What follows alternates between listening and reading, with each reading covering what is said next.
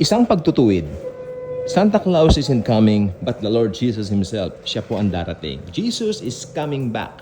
Yan po ang dapat nating itanim sa mga puso at isipan natin, lalo na sa ating mga mananampalataya. Yung mga hindi mananampalataya, we have to reach them with the gospel of the Lord Jesus Christ while there is yet time. Dahil pag nag-run out na po ang time, huli na ang lahat para sa kanila. So tayo po ang ambassadors ni Jesus dito sa lupa, so abutin po natin sila. The real message of Christmas is the gospel of the Lord Jesus Christ. The gospel of grace. Wala kang ginawa, pero naniwala ka, namatay siya sa krus ng Kalbaryo para tubusin ka sa mga kasalanan mo, naniwala ka lang at naligtas ka. That's the perfect love na pwedeng i-offer ng kahit na sino. Pero ang masaklap, walang makapag-o-offer niya na tao. Amen? Tanging Diyos ang nakapag-offer niyan. At yan ay sa pamamagitan ng kanyang pinakasisintang anak na Panginoong Jesucristo. Nagkatawang tao. Nagkatawang tao dahil hindi siya tao sa kalikasan. Siya ay Diyos. Nagkatawang tao, nagbihis tao, pero hindi siya tao.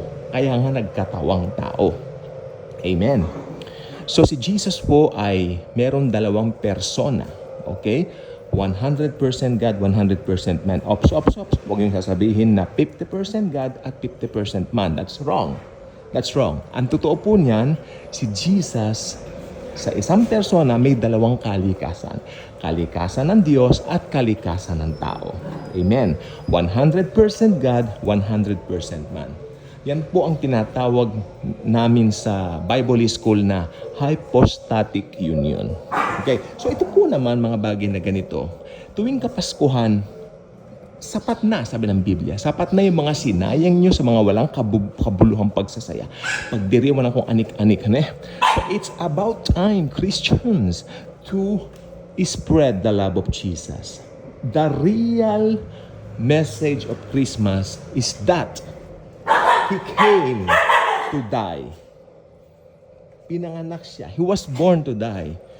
Diba? Gusto kong kumanta nung, alam niyo yung kanta yung Above All. Kaya lang baka makapiright claim tayo. Naiyak ako doon. Naiyak ako sa kantang yun. Emotional ako pag narinig yun. Sabi ko, Lord Jesus, wala naman akong ginawa. Nabubuhay ako sa kasalanan noon. Pero nandyan ka. Namatay ka. Binigay mo ang buhay mo sa akin.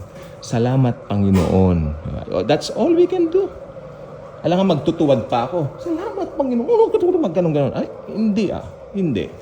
Wala nang tuwad-tuwad. Tapos, iyak-iyak ka. Magtitiis hanggang, ay, wala nang ganyan.